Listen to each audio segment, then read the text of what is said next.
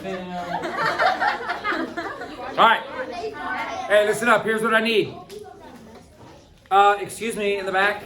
Let's close that. We don't need that. All right. Yesterday we went over just the first paragraph. Does anybody know what that first paragraph is called? What is it called? It was called the introduction. Nice job. There you go.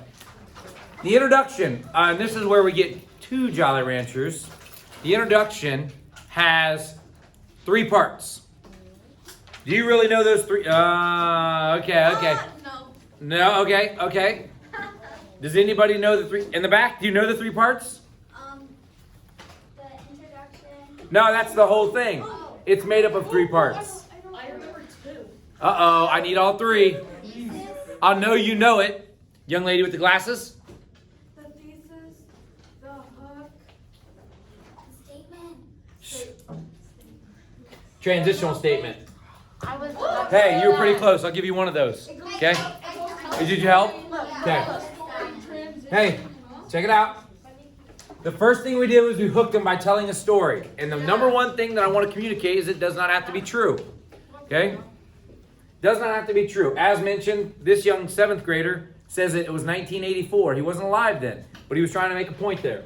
Then we transitioned to you, your story, and the organization. Recall that as I watched the mutual appreciation between the crowd of people and the veterans, I couldn't help but think of ways that I could show my thanks. That story was talking about a group of people, the civilians, telling thanks to the soldiers. And then he interjected himself, and that's what the transition was, that he wanted to do that. Well, it just so happens, his thesis, his main idea, was that there's actually an organization that allows you to do this. Well, isn't that by golly? Daggone it, that's great. Okay? So, we have our introduction here. Did anybody not finish the introduction yesterday? Okay, that is totally, wow. This is great. That's about as same amount, 50% was about the same as everybody else. Okay? Which is totally fine. Most of them just had to do their thesis. Some of them still had to write a story. So, but today we're going to go on to page 2. Everybody look at page 2. The second page of our essay outline. So we have 2 things in front of us. We have the actual personal essay, and then we have the essay outline. Let's first look at the personal essay, the actual essay itself. It says, not paragraph 1, but paragraph 2. It says, it has been said that people who feel appreciated will always do more than expected. I feel, I feel we should want our nation's defense to be those types of people. What type of people? People who do more than they're expected. All right. Then it says, additionally, if a soldier is feeling sad or depressed, their motivation to conduct their duty will be diminished or lowered. Then it says, lastly, for everyone who is unable or even unwilling to join the military, writing a letter to a soldier allows a person to be a part of the service in their own way. Then there's this last sentence that says, after researching this topic, I knew that I could do something in order to contribute in my own way. Now, let's look at something real quick. Let's look at a couple things. Number 1, the second sentence says, I feel we should want our nation's defense to be those types of people. What is the next word? Yes?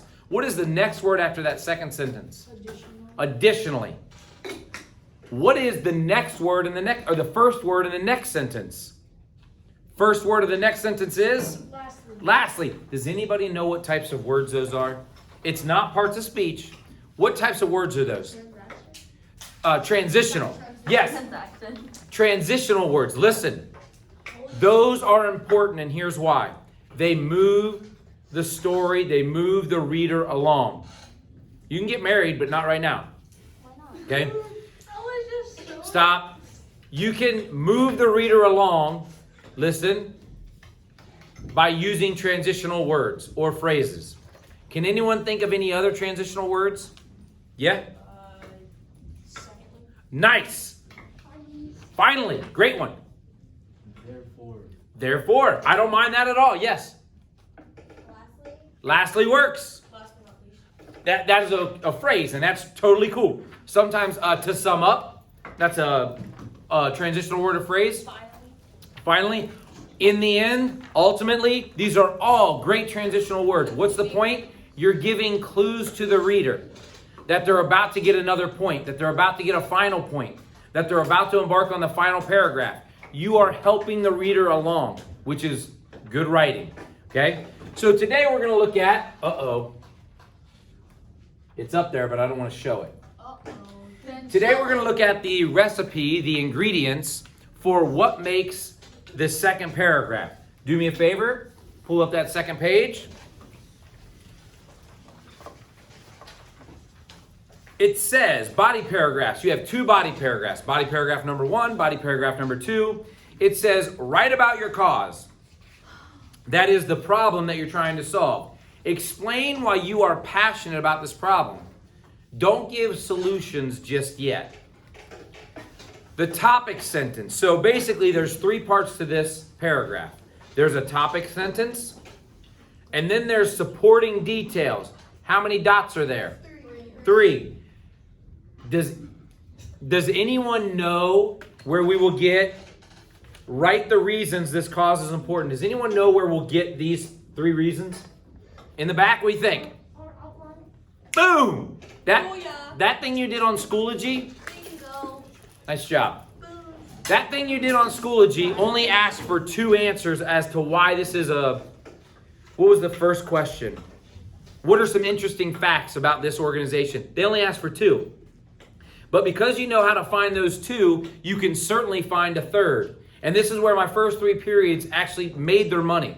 They did a fantastic job by going back to the reading and getting a third point. I think everybody that was on this part right here found a third point within probably 5 minutes. All they had to do was read, know they were looking for something specific. They found it. They added it to this. One part that I will tell you that first period did, that second period changed. Don't write these as bullet points. That is to say, not sentences. Write these as sentences, because when you put this with these plus this down here, you'll have a paragraph. But if you put these as bullet points, you're going to have to really do some changing come Friday. And here's what I want you to think about. There are 5 days in our school week. Okay? If you'll recall, Monday we did the introduction. Today we are doing paragraph 2. That means tomorrow we're doing paragraph 3. Thursday we're doing paragraph 4. Okay, we're all done then, right? No, not so fast. Friday we have to type it. Friday we have to type it. Oh, this is like our rough draft. This is our rough draft right here. That's why I don't want you to use bullet points. I want you to write using complete sentences. Okay? Don't worry about any of those bullet points right here. Well, I do want you to worry about the bullet points because you do want 3 interesting facts or pieces that help you, because that will give you body to that overall paragraph, and it will help every student in here who's writing use transition words, which is crucial to helping the reader along. So when you put 3, you're going to end up using 2 or 3 transition words or phrases. So that's good. Okay? So the first part, we have an opening, we have a strong hook about your cause.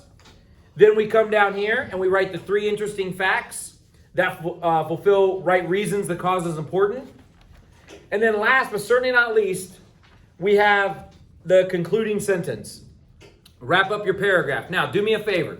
This side of the room right here, everybody on this side of the camera, I want you to grab this and look at that last sentence of the second paragraph. Everybody on this side, that includes you. Everybody on this side, I want you to look at this piece of paper, the second page, and look at that bottom section there.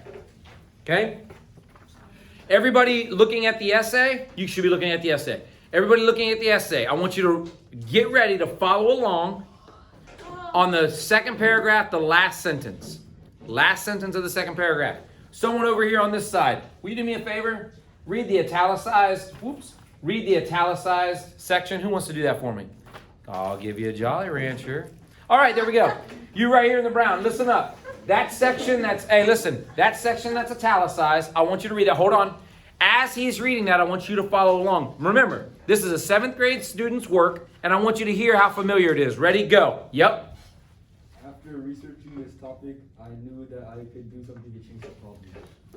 Does that sound familiar to what you have? No. It should, because I said use this phraseology, but he changed it just a little bit, didn't he? He said, after researching this topic, I knew that I could do something in order to contribute in my own way.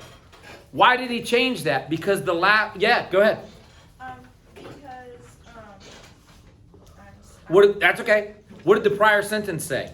it said to change the problem. Yeah, nah.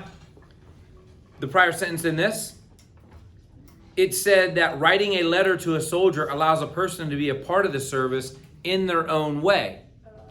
So therefore, he changed that sentence up in my own way. That's right. So now he's connecting those two sentences by saying that. Hey, real quick, when you go to a football game, anybody go to any high school football games this year? All right, great. And I bet the middle school maybe did it too. There's a section at the football games that I saw Friday night, and they are crazy. And what do we call that section? Student section. Do you know why I love a student section? Because it allows every single member of the school to participate on Friday night. Whether you're playing the game on the sideline or in the game, or up in the stands, or in the band, you are participating on a Friday night.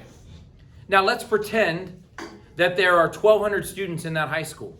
There should be 1,200 students at the football game, but not everybody plays football, Mr. Neiman. I know. Some play football, some participate in the band. Everybody else should be in that student section. And they have themes. What do they have? Red, white, and blue night, camo night, blackout, white jersey night. You wear your jersey, all that stuff. So you can participate even though you're not playing in the game. This is what this young man is saying. Even though is anyone in here? No one in this room right now is allowed to join the military. Did you know that? Yeah. And why is that? You're too young. You're not old enough. I'm too old. But guess what? You can contribute to the military. That's what this kid's saying. You can contribute by writing a letter. That's why he's saying this is important, because you can contribute. Even though you're not old enough technically to join the military, to be a part of the military, you can still in some ways be a part of the military. Just like on Football Friday night, if you're not on the team or in the band, you can still participate. And that's all he's saying. Okay? So, here's what we're doing today. Oh, buddy, we are running just the slightest bit late. It's okay. Most classes have had 25 minutes. Well, here's the problem. When everybody goes in to look for, I'm going to stop now. We're going to begin writing. We're going to begin writing our second paragraph, which is body paragraph number 1. Hope you have a good See you later. day.